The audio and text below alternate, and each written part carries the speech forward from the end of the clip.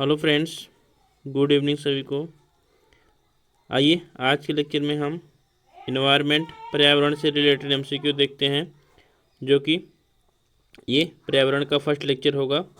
और इसी क्रम में पर्यावरण के आपको लेक्चर मिलते रहेंगे, जो कि आप UP triple SC PET, UP TET, super TET, UP PCS prelims 2023, RO आदि एग्जाम में पर्यावरण के क्वेश्चन आते हैं काफ़ी ज़्यादा। तो यदि आप चैनल पर नए हैं तो प्लीज़ चैनल को सब्सक्राइब करें। और मैं ये चाहता हूं कि आज मेरा चैनल कम से कम 200 सब्सक्रिप्शन हो जाएं। तो 192 हो चुके हैं, तो प्लीज़ आप लोग सब्सक्राइब करें ताकि 200 आज कंप्लीट हो जाएं। एक मंथ में 200 सब्सक्राइबर कंप्लीट होना। तो चलिए स्टार्ट करते हैं फर्स्ट क्वेश्चन से। फर्स्ट क्वेश्चन देखते हैं क्या है आपका। निम्नलिखित में से कौन सा कृत्रिम पारिस्थितिकी तंत्र है, तो इसके बारे में पूछा गया है। ऑप्शन है घास का मैदान, वन, झील, धान का खेत। तो कृत्रिम मानव निर्मित, तो घास का मैदान तो प्राकृतिक है, वन प्राकृतिक, झील प्राकृतिक। तो आंसर हो जाएगा आपका ऑप्शन नंबर डी, धान का खेत। तो ये आप अपने कॉमन सेंस से क्वेश्चन लगा सकते हैं। इन्वायरमेंट के काफ़ी क्वेश्चन कॉमन सेंस से ही लग जाते हैं। चलिए नेक्स्ट क्वेश्चन देखते हैं। तो निम्नलिखित में से कौन सा एक पारिस्थितिकी तंत्र का पृथ्वी के सर्वाधिक क्षेत्र में फैला है। निम्नलिखित में से कौन सा एक पारिस्थितिकी तंत्र जो है सबसे अधिक फैला हुआ है, तो उसके बारे में पूछा गया है। यहाँ पे मिसप्रिंट हुआ है थोड़ा सा। तो फर्स्ट आपका मरुस्थल, सेकंड है आपका घास का मैदान, पर्वतीय और सामुद्रिक। तो पारिस्थितिकी तंत्र में पृथ्वी पे सबसे ज़्यादा क्या है, तो वह है आपका सामुद्रिक। ऑप्शन नंबर डी होगा। तो इसको आप यहाँ पे कट कर दीजिएगा। क्वेश्चन नंबर नेक्स्ट देखते हैं। तो निम्नलिखित में से किस कार्य से पारिस्थितिकी संतुलन जो है वो बिगड़ता है। ऑप्शन है लकड़ी काटना, सामाजिक वानिकी, वन महोत्सव, वनावरण। तो आपके पारिस्थितिकी इन्वायरमेंट का जो संतुलन है वो बिगड़ता है। कब बिगड़ता है, जब आप लकड़ी काटते हैं तो इन्वायरमेंट प्रदूषण होता है। ऑप्शन नंबर ये होगा। नेक्स्ट क्वेश्चन देख लेते हैं। तो प्रथम पोषक स्तर के अंतर्गत आते हैं तो कौन आता है। ऑप्शन है शाकाहारी जंतु, मांसाहारी जंतु, सर्वाहारी जंतु और हरित पादप।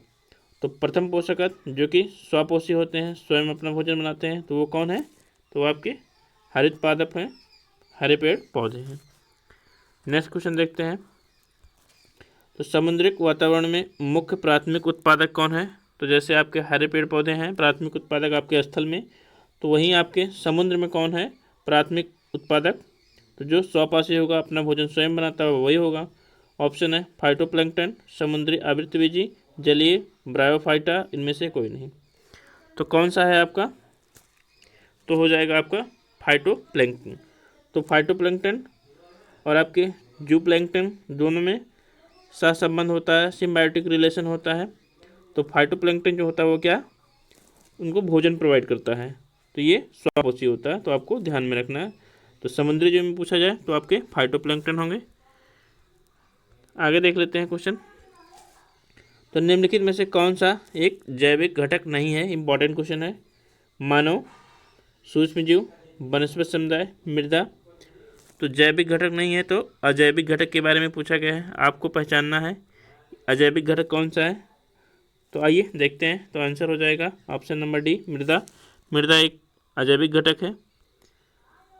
नेक्स्ट क्वेश्चन देखते हैं। तो पारिस्थितिकी तंत्र में उच्चतम पोषण स्तर प्राप्त है, तो किसको प्राप्त है। ऑप्शन है शाकाहारी, मांसाहारी, सर्वाहारी, अपघटक। तो पोषक स्तर 1/10 रूल आपको पता होगा। तो जैसे जैसे आगे बढ़ेगा तो अपघटक तक पहुंचेगा तो सबसे कम पहुंच जाएगा। तो पोषण, उच्चतम पोषण कहाँ मिलेगा आपको, तो आपको ऑप्शन नंबर हो जाएगा सी, कौन से, सर्वाहारी। तो सर्वाहारी जिसमें आपके मांसाहारी शाकाहारी दोनों सर्वाहारी, तो वो वहाँ पे उच्चतम पोषण स्तर प्राप्त होता है। नेक्स्ट क्वेश्चन देखते हैं। तो जीवभार का पिरामिड किस पारिस्थितिकी तंत्र में उल्टा बनता है। तो यहाँ पे क्या है, जीवभार। तो जीवभार का पिरामिड घास स्थल, शुष्क स्थल, तालाब, वन। तो आइए देखते हैं। आंसर हो जाएगा तालाब। कैसे होगा, तो उल्टा बनता है, तो उल्टा का मतलब ऐसे होगा। तो जीवभार यहाँ पे मिनिमम होगा, फिर उससे ज़्यादा, उससे ज़्यादा, उससे ज़्यादा, यहाँ पे मैक्सिमम। तो यहाँ पे आपको कौन सा अभी बताया था मैंने, जलीय जो स्वपोषी होते हैं वो कौन से होते हैं, फाइटोप्लैंक्टन। तो वो भार में कम होंगे, छोटे छोटे छोटे छोटे छोटे छोटे। फिर यहाँ पे एक थोड़ा सा दूसरा जानवर आएगा, फिर यहाँ पे मछलियाँ आएंगी, फिर उससे बड़ी मछलियाँ आएंगी, फिर सबसे बड़ी मछलियाँ आएंगी। तो जीव भार का पिरामिड तालाब में क्या होगा, आपके उल्टा होगा। तो ये आपको ध्यान में रखना है। आगे देख लेते हैं। तो चिपको आंदोलन संबंधित है। तो चिपको आंदोलन किससे संबंधित है, घड़ियाल परियोजना से, बाघ परियोजना से, पादप परियोजना से, पादप संरक्षण से। तो चिपको आंदोलन आपके उत्तराखंड में, तो किससे है, पादप पेड़ पौधों के संरक्षण से। आंसर नंबर डी हो जाएगा। नेक्स्ट क्वेश्चन देखते हैं। निम्नलिखित समुदायों के बीच का संक्रमित क्षेत्र कहलाता है। निम्नलिखित नहीं, विभिन्न समुदाय, विभिन्न समुदाय, जैसे ये समुदाय है, ये समुदाय है, इसके बीच का ये जो कॉमन पॉइंट है उसको क्या कहा जाता है, उसके बारे में पूछा गया है। ऑप्शन है इकोटाइप, इकोटोन, और है इकेड और इकोस्फीयर। तो आंसर क्या हो जाएगा कि भिन्न समुदायों के बीच, ये एक समुदाय है, ये एक समुदाय है, इसके बीच इसी को क्या कहते हैं, तो इसको आपको कहा जाता है इकोटोन। ऑप्शन नंबर बी हो जाएगा। और ध्यान देना, इकोटोन में ही जैव विविधता इनसे और इनसे कंपेयर में यहाँ पे मैक्सिमम पाया जाएगा, क्योंकि यहाँ पे इसके भी जीव रह सकते हैं, यहाँ पर इसके भी जीव रह सकते हैं। तो ये कॉमन पॉइंट है। आगे देख लेते हैं क्वेश्चन नंबर नेक्स्ट देखते हैं। तो निम्नलिखित देशों में से कौन सा पारिस्थितिकी मित्र नहीं है। तो निम्नलिखित, यहाँ पे देशों नहीं होगा, निम्नलिखित में से कौन सा पारिस्थितिकी मित्र नहीं है उसके बारे में पूछा गया है।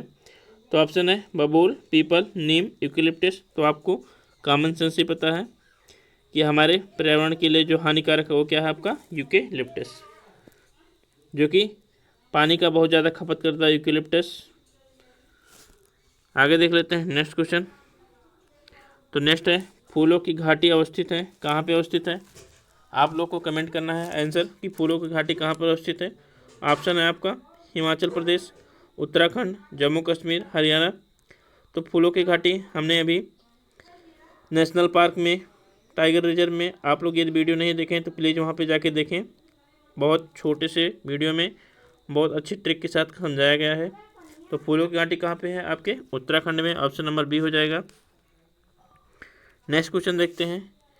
तो सर्वाधिक जैव विविधता किस क्षेत्र में पाया जाता है, इंपॉर्टेंट क्वेश्चन है। तो ये आपका है ग्लोब पूरा, ये आपका 0 डिग्री, ये आपका 23, ये आपका 23 क्या साउथ, ये आपका 66/2 नॉर्थ, फिर यहाँ पे ऐसे। तो आपका पूछा गया है कि मैक्सिमम जैव विविधता, तो जहाँ पे बारिश ज़्यादा होगी वहाँ पे मैक्सिमम बारिश कहाँ पे ज़्यादा होगी, जहाँ पे तापमान अच्छा खासा होगा, क्योंकि वाष्प बन के पानी ऊपर जाएगा, फिर वो संघनित होगा, फिर बारिश होगी। तो कहाँ पे आपको मैक्सिमम देखने को मिलेगा। तो आंसर हो जाएगा ऑप्शन नंबर सी, उष्णकटिबंधीय वर्षावन। तो ये आपके उष्णकटिबंधीय वर्षावन है, जहाँ पे बारिश बहुत ज़्यादा होता है।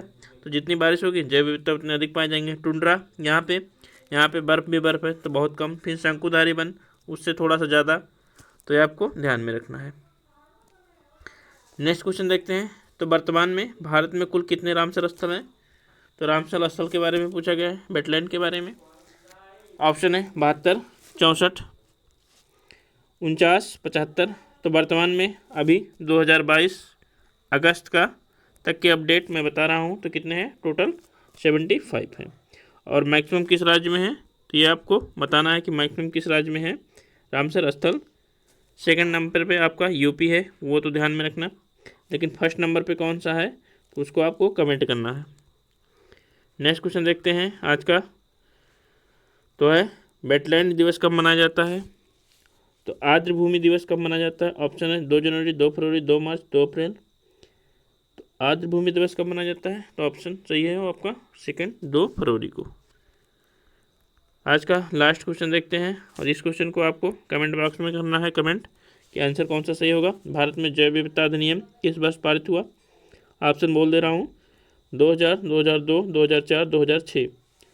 तो यदि आपको आंसर पता है तो प्लीज़ कमेंट बॉक्स में आंसर दीजिए। नहीं पता है तो भी आप गूगल करिए, सर्च करिए, क्योंकि आप सर्च करेंगे तो आपका ज्ञान बढ़ेगा। और दूसरी बात, यदि आप चैनल पर नए हैं तो प्लीज़ चैनल को सब्सक्राइब करें। और आज मेरा टारगेट है कि आप 200 सब्सक्राइब कंप्लीट कर देंगे। चलिए मिलते हैं अभी दूसरे वीडियो में। आपका शाम का वीडियो होगा किसका, पॉलिटी का, फंडामेंटल राइट्स का MCQ। चलिए, धन्यवाद।